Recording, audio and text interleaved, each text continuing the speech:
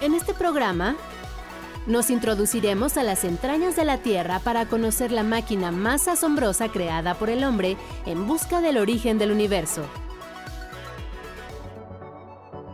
Nos sorprenderemos con la Z1, la primera computadora alemana creada por el alemán Konrad Zuse. Y hablaremos de una herramienta que revolucionó la historia del mundo.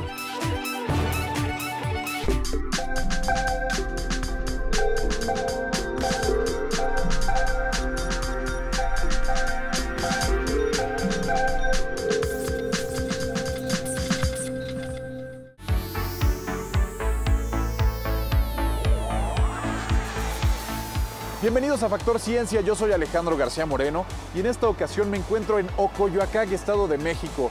Estamos aquí para visitar el Laboratorio de Matemática Aplicada y Cómputo de Alto Rendimiento, Abacus, del CIMVESTAB. Este es el sitio ideal para presentar uno más de los programas que realizamos como parte de las actividades del año dual México-Alemania, Alemania-México, en el que vamos a presentarte tecnologías que han revolucionado al mundo. Quédate con nosotros, esto es Factor Ciencia, comenzamos.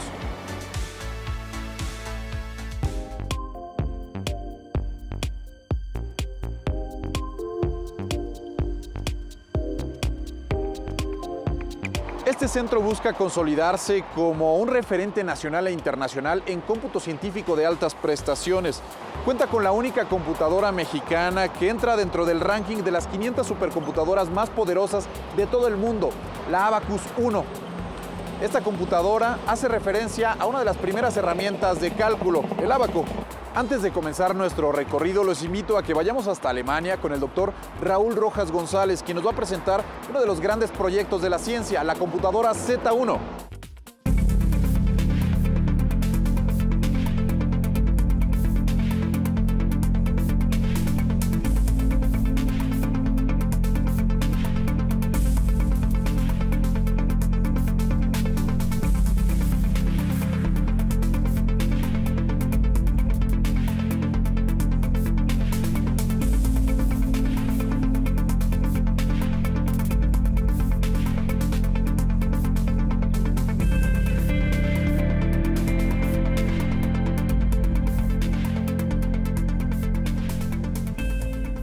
En este capítulo vamos a hablar del ingeniero Konrad Zuse, que aquí en Alemania es considerado el padre de la computación. Él nació en 1910 en Berlín y fue precisamente en este edificio de la Universidad Libre de Berlín donde tuve oportunidad de conocerlo en 1994. Desde aquella época me quedé muy interesado por los proyectos de Konrad Zuse y hemos estado trabajando con una reconstrucción y con simulaciones de las máquinas que él construyó. Para ello hemos mirado en las maquetas y en todos los documentos que Konrad Zuse elaboró para construir sus computadoras y es a partir de ello que pudimos entender la computadora Z1. Aquí vemos la visita virtual que tenemos en la universidad de esta máquina. Cualquiera la puede ver desde internet. Es una máquina que transformó al mundo. Todo se inició en 1936. En la casa de la familia Zuse, barrio de Kreuzberg, en Berlín. Konrad Zuse había sido, ya desde su infancia y adolescencia, un inventor polifacético, dibujante, actor y mecánico aficionado. Su diversión infantil fue construir máquinas de todo tipo. Más tarde, como un joven ingeniero civil, sería parte de un equipo encargado de ejecutar en una empresa de aeronáutica los tediosos protocolos de cálculo de estática, a mano o con regla de cálculo. Un trabajo que aborrecía. Si un ingeniero esclavo hacía ese trabajo mecánicamente, pensó Zuse, una máquina podría hacerlo también, liberándolo. Konrad Zuse no participó en programas de investigación ni en proyectos de grandes empresas como otros pioneros de la computación. Financiado por sus padres, con ayuda de amigos y de su incansable impulso creativo, se lanzó a la aventura de diseñar y construir la máquina de sus sueños. Su taller, sus primeras computadoras y la mayoría de sus escritos y planos serían destruidos en 1943 durante la Segunda Guerra Mundial. ¿En qué consiste la revolución iniciada por Konrad Zuse? Konrad Zuse comenzó a construir su computadora en 1936, la terminó en 1938 Y lo revolucionario en esta máquina consiste, en primer lugar, en la separación entre lo que hoy llamamos el procesador de la computadora y lo que constituye la memoria de la máquina. Anteriormente a SUSE, entre memoria y procesador no había ninguna separación. Además, y eso es muy importante, antes de SUSE se calculaba utilizando engranes, utilizando el sistema decimal. SUSE fue el primero que comenzó a trabajar con el sistema binario en máquinas computadoras. Además de esto, hay toda una serie de innovaciones. Podía computar todas las operaciones aritméticas, la adición, la subtracción, la multiplicación y la división. Y esas operaciones aritméticas se podían poner en un programa que estaba contenido en una cinta perforada. Esa cinta perforada contenía el código para las diferentes operaciones y a través de esa cinta perforada en comunicación con el procesador se podían ejecutar cientos y miles de comandos sucesivamente para hacer cálculos complicados.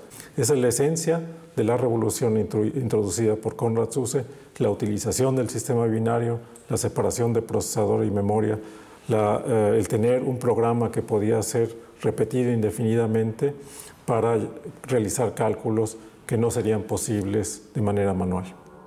Vamos al Museo Alemán de la Técnica, donde se encuentra el único ejemplar de la Z1. El enorme salto creativo realizado por Konrad Zuse fue asombroso, un motivo de fascinación para el profesor Rojas desde sus primeros años en Berlín. Aquel gran inventor no dejó planos ni documentos que explicaran el funcionamiento y la arquitectura de la Z1, solo algunos esquemas de construcción y dibujos de sus partes mecánicas. Fue precisa una larga investigación para desentrañar todos los conceptos y detalles creativos que encierra esta invención pionera. Una investigación que, entre otras, le ha valido a Raúl Rojas reconocimientos internacionales por su contribución a la historia de la computación.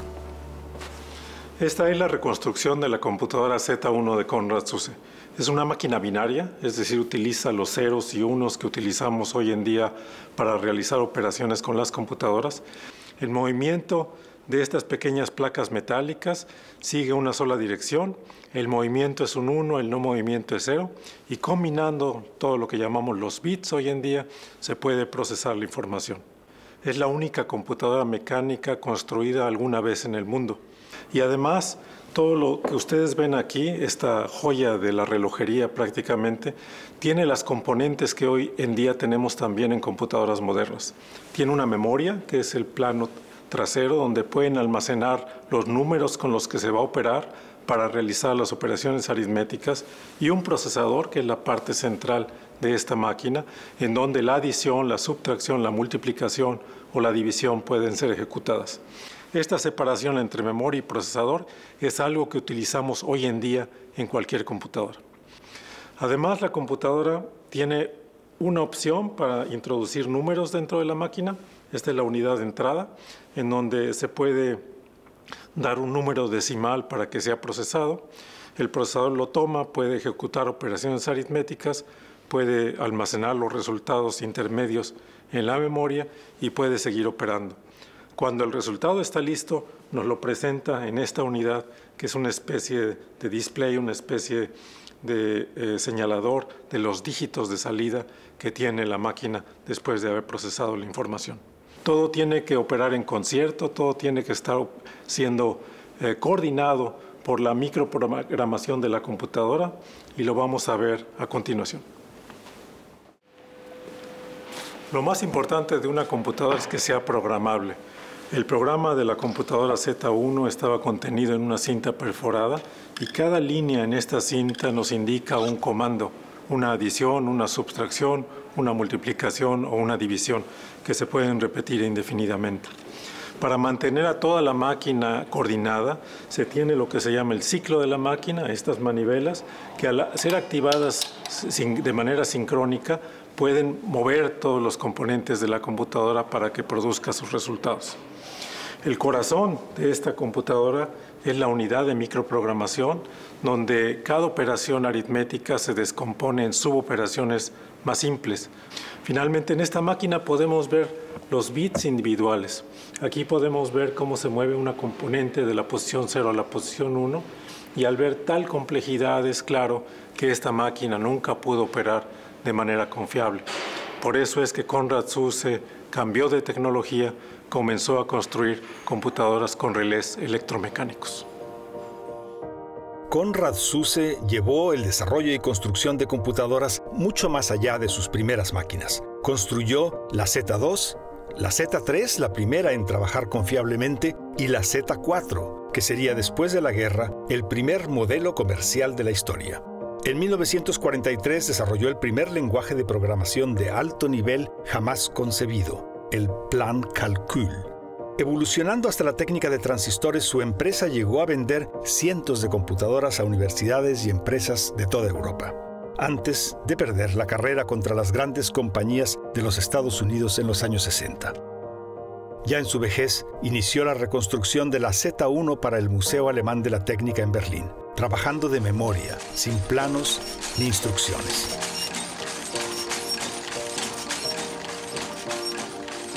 Allí está ahora la máquina, en el mismo barrio en el que surgió la original hace más de 80 años.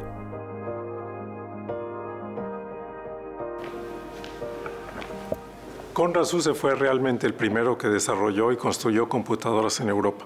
Pero la gran tragedia de su vida fue que todo esto ocurrió en la Segunda Guerra Mundial, y a pesar de que después de la guerra pudo arrancar su compañía y construir computadoras, nunca pudo recuperar el tiempo perdido. El liderato pasó a los Estados Unidos.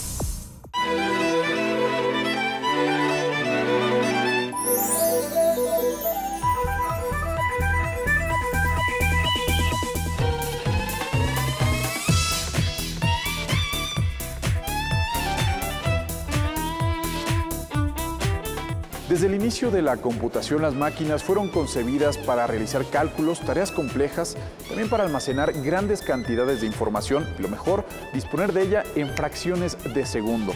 Estas capacidades se vieron potencializadas con el desarrollo de una red global que permite el intercambio de datos, el Internet. Algo imposible para la mente humana. Internet ha evolucionado de ser una red que conectaba dispositivos, que fue el origen en realidad, era conectar computadoras de diversas marcas, fabricantes, configuraciones, para poder compartir información allá a inicios de la década de los 70. Evolucionó hacia una red comercial pública a mediados de la década de los 80. Y hoy en día, bueno, es omnipresente, está prácticamente en todos lados, y conecta una variedad de dispositivos impresionante. Pasó entonces de conectar dispositivos a conectar personas, ¿no? a comunicar personas. Hay grandes centros de datos, y esos enormes centros de datos que están conectados a la Internet son en realidad la parte tangible.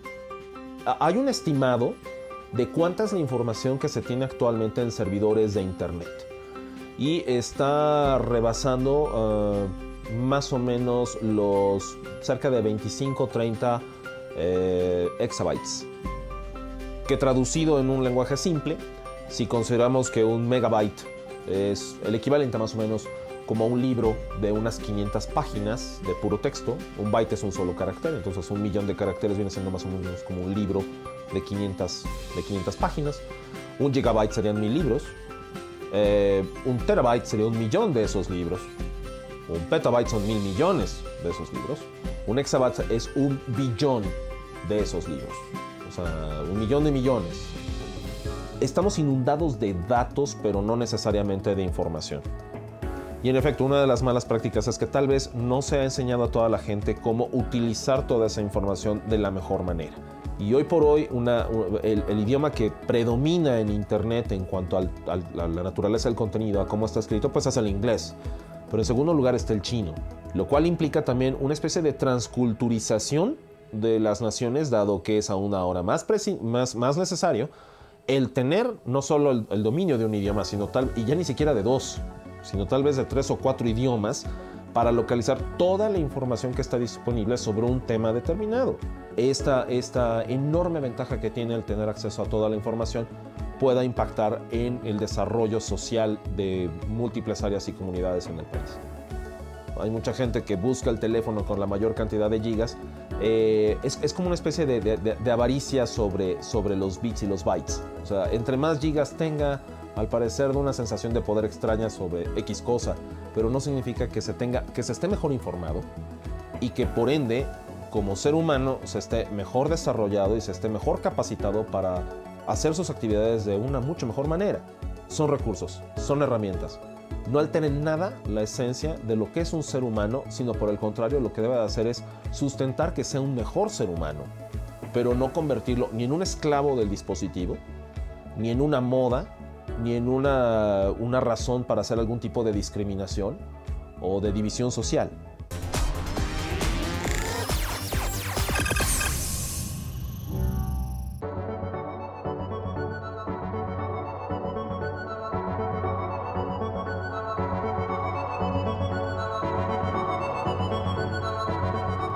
Me encuentro con el doctor Isidoro Gittler, él es director del Laboratorio de Matemática Aplicada y Cómputo de Alto Rendimiento del Cinvestav, Abacus. Aquí estamos con usted. Doctor, muchísimas gracias por recibirnos en esta institución.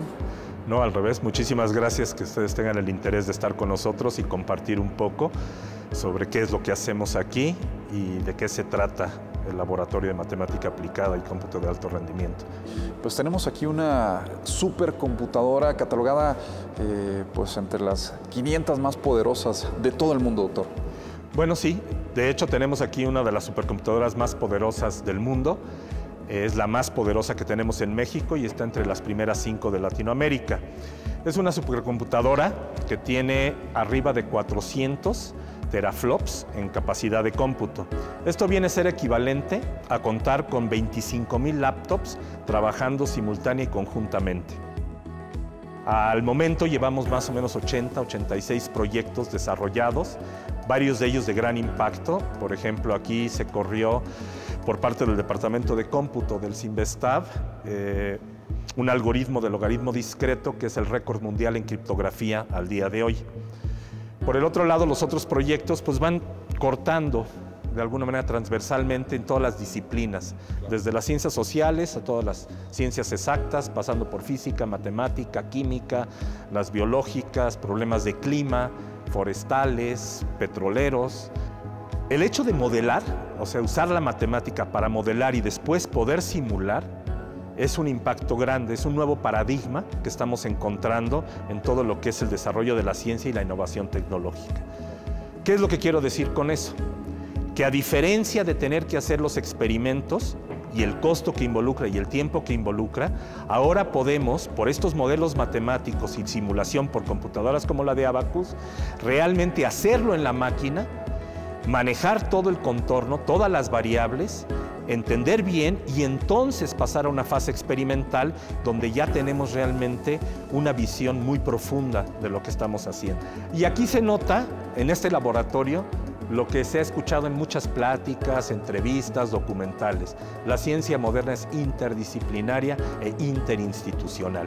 Ya no es que yo me voy, me meto en una oficina, invento una teoría. Ahora, si queremos realmente comprender el mundo en el que estamos, la naturaleza, los fenómenos, la física, los materiales, necesitamos equipos interdisciplinarios. Parece ciencia ficción, pero la ciencia ficción tarde o temprano siempre nos alcanza. Pues, doctor, nosotros vamos a continuar en un recorrido por este centro, vamos a descubrirlo pues, de la mano de ustedes. Le agradezco muchísimo. Quédese con nosotros, continuamos en Factor Ciencia.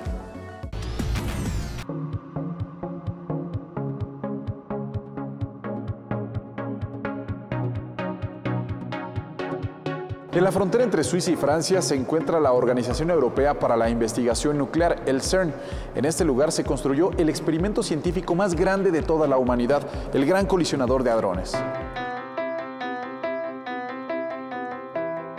En la Organización Europea para la Investigación Nuclear, conocida como CERN, a más de 100 metros bajo tierra, en la frontera que divide Suiza y Francia, se encuentra el instrumento más poderoso construido por el hombre, el Gran Colisionador de Hadrones.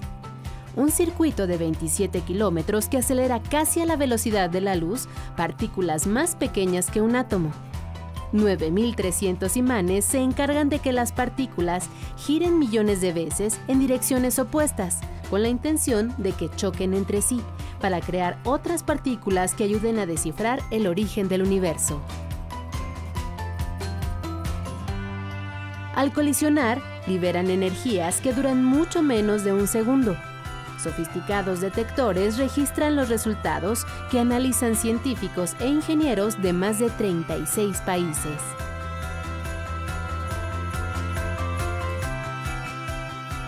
Uno de los mexicanos que ha trabajado desde el inicio en el Gran Colisionador de Hadrones es el físico Gerardo Herrera Corral, del CIMBESTAF. Investiga el plasma de quarks y gluones, un estado de la materia que se cree existió inmediatamente después del Big Bang.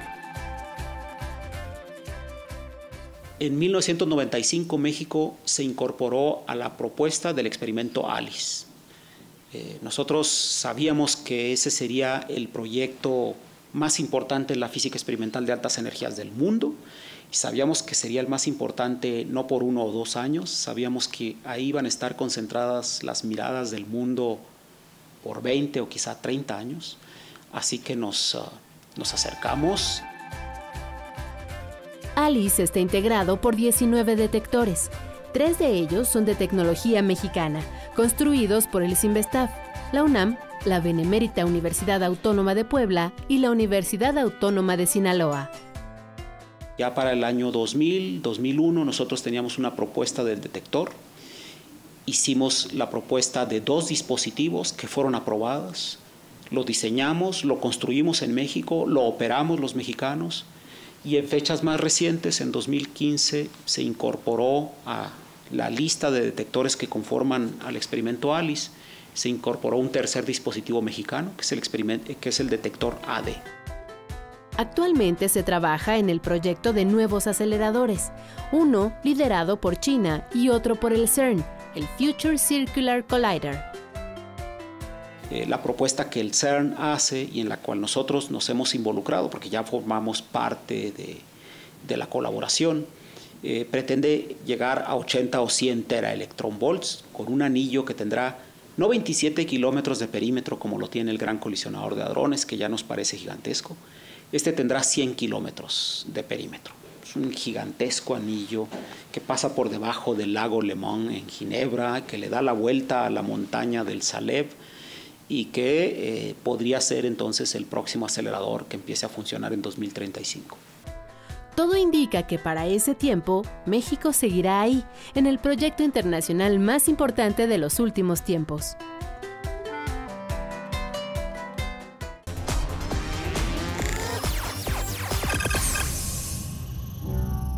El interés por el estudio del cosmos ha promovido el desarrollo de tecnologías con las que es posible alcanzar distancias cada vez más lejanas. Las naves espaciales son una herramienta esencial para la investigación. El anhelo de alcanzar las estrellas en la búsqueda del origen del universo, de nuestra existencia y de otros mundos habitables es el motor de la carrera espacial, una historia de desarrollo tecnológico, de éxitos y fracasos. La inició oficialmente la Unión Soviética el 4 de octubre de 1957 con el Sputnik 1, el primer satélite artificial que giró alrededor de la Tierra para obtener información de la atmósfera y la ionosfera. 2 años más tarde, el soviético Yuri Gagarin se convirtió en el primer hombre en recorrer la órbita del planeta. La competencia siguió su curso. En julio de 1969, Estados Unidos logró a bordo del Apolo 11 llevar a la Luna a Neil Armstrong, Edwin Aldrin y Michael Collins. El viaje de Neil Armstrong y sus compañeros pues fue histórico, con una tecnología mucho más atrasada, cuando las computadoras eran pesadas, de poca velocidad. Muchas cosas los ingenieros de la NASA, los cálculos los tuvieron que hacer a mano. Las dos potencias avanzaron en su escalada tecnológica. Estados Unidos construyó transbordadores, aviones integrados a un tanque de combustible y 2 cohetes de lanzamiento para misiones de hasta 17 días y con capacidad para 8 cosmonautas. y la Unión Soviética con sus naves modulares Soyuz, lanzadas por cohetes para 3 tripulantes y diseñadas para viajes de hasta 14 días o permanencias de hasta 6 meses en estaciones espaciales.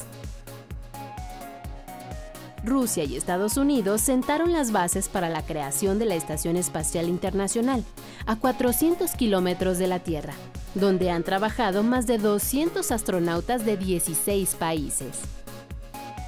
En este siglo XXI, los rovers Spirit, Opportunity y Curiosity, auténticos laboratorios móviles, han obtenido evidencia del suelo y la atmósfera de Marte. Otras naves han logrado orbitar Saturno y aterrizar en Titán, una de sus lunas, sobrevolar Plutón y posarse sobre un cometa. La NASA en 2014 realizó la primera prueba de su nuevo vehículo espacial, la cápsula Orión. Se va a utilizar dentro de pocos años para llevar astronautas a la Luna, a un asteroide que se pondrá en órbita lunar, a tomar muestras del asteroide para fines científicos y más adelante, con algunos aditamentos, la misma cápsula Orión, que es la nueva nave emblemática de la NASA, servirá para ir a Marte. La llegada de los primeros seres humanos a Marte va a ser extraordinaria. Un hecho tecnológico maravilloso. Pues van a tener esas herramientas de comunicación y de teleciencia. Es así como esta carrera tecnológica desafía lo imposible al explorar más allá de los límites de la Tierra.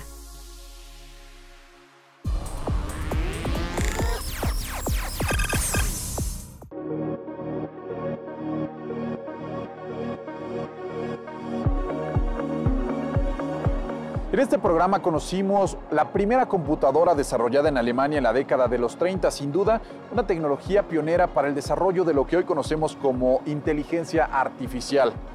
Justamente este va a ser el tema de nuestro siguiente programa, la inteligencia artificial.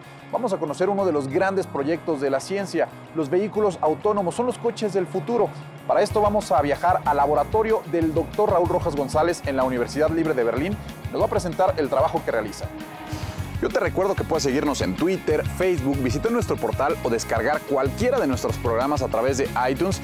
Y no olvides que seguimos investigando lo que ocurre en el mundo de la ciencia y la tecnología para llevarlo hasta tu pantalla. Yo soy Alejandro García Moreno y esto fue Factor Ciencia. Te espero la próxima semana.